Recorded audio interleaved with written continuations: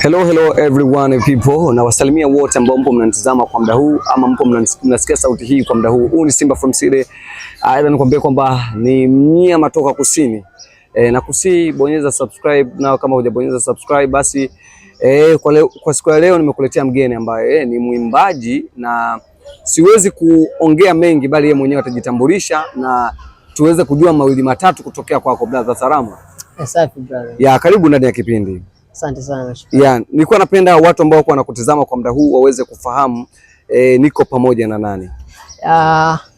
Uko pamoja na Mr. Kimdoa, mtoto wa Rutana. Yeah. Mwana heza gioni mwana ukuririmba. Okay. Basi reka tuje mu Kirundi kugira ngo tuyage neza abarundi benshi badutahure. Novuga mu majambo make ni ari abantu boba batakuzi cyane ariko bamwe baranakuzi. Hariho nabo usanga bavuza n'indirimbo zawe batanakuzi. Mbese kenze kutogira ngo ubane ibikorwa byinshi kandi abantu babibane ariko wewe abantu benshi batanakuzi. No kuvuga kira kintu gifise umwanya wacu. Kandi gifise umwanya wacu. Umunsi wanje nturagira kugira ngo abantu babitora ibikorwa byanje ku bwinshi. Ariko hariho bamwe babifise batubanze gutahurana, tumaze gukorana, ariko sinovuga ngo niboyeshi kujya, ahubwo novuga bamwe babavukanye. Ariko nanje nizera yuko mu gukora kwanje no kubishiramo umwete buryo hazogera igihe ibikorwa byanje babitahura ku bwinshi nk'igihugu cyanje cy'u Burundi.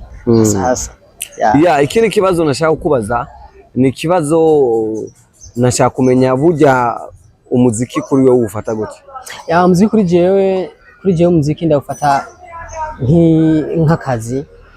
Kuri jewe ndawufata nk'akazi.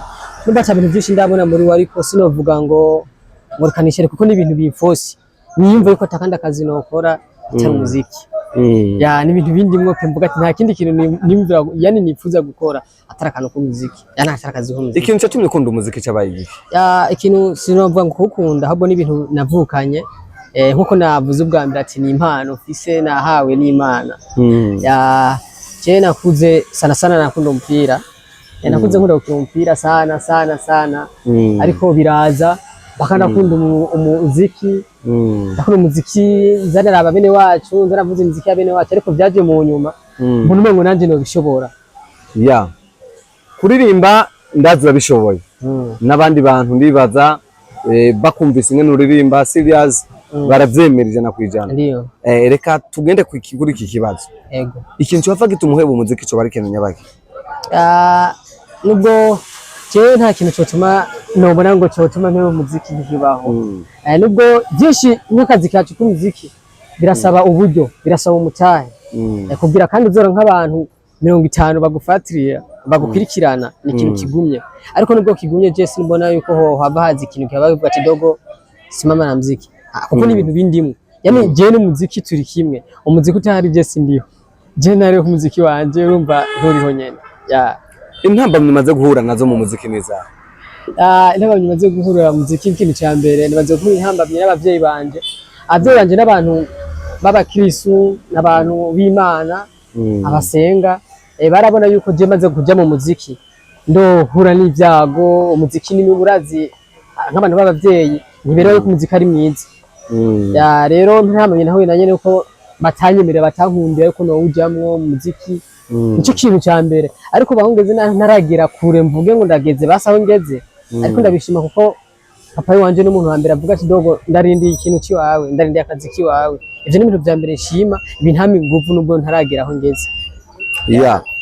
Indirimbo zawe nka zose ukorerwa n'aba producteur bakomeye. Wowe busanzwe ufise management? Nta management ifise. Je ndapambana jewe nyene. Ubuzi buto nyene bwo mu masiti maze kuronka na gatoye. Maze vuga ati ndarosa ubufaranga nabukeye nkabo kusanya ahantu umwaka buzogwira bwo kuja muri studio.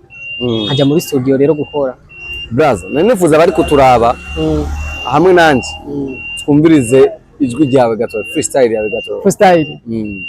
Oya mvuge ndabakunda cyane bene wacu ninjumwe mwana wa Rutana fisi impano yo kuririmba ndi kumwe nawe sema wala nitaki mtoa ipo siku nitawafurahisha, ajapokuwa wengi hamnichui, ona kana mipo yeah.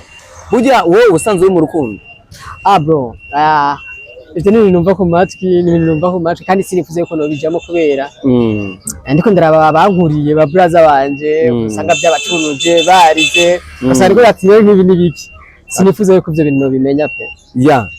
Mu muziki w'u Burundi Buja Flava niwe muririmbyi usanzwe ukunda cyane kuruta abandi? Jazi abasani bose ndabakunda, baririmbyi bose ndabakunda, ndabakunda ariko nta muririmbyi bana ndovuga ngo ngari hasi ngo y'ubundi apana, kuko bose barashoboye n'abantu bari kurira ikintu ku mwanya wabo kandi kikagenda tukagitahura bikaduha n'inguvu twe turi hasi yabo zo gukora kugira tube nka bene. Mfise Sakbi, mfise Big Fizzo munzu, iyo nzu irahiye, utumwe kurokora umuntu wo kurayonda. Braza nka ntakubeshe jewe nubwo bamusanga ariko avuga ngo jewe ngurumva ngo jewe no bihera aho nkapamana ngo bose je no kura Sakbi bro. No kura Sakbi kubera iki Sakbi? Sakbi ni umuntu anyispa sana mu muziki no mu burimvyi bwe, ndifuza kuba nka Sakbi bro. Yeah bro, reka mbere nkugushimiye nongera ndagutera inkunga cyane.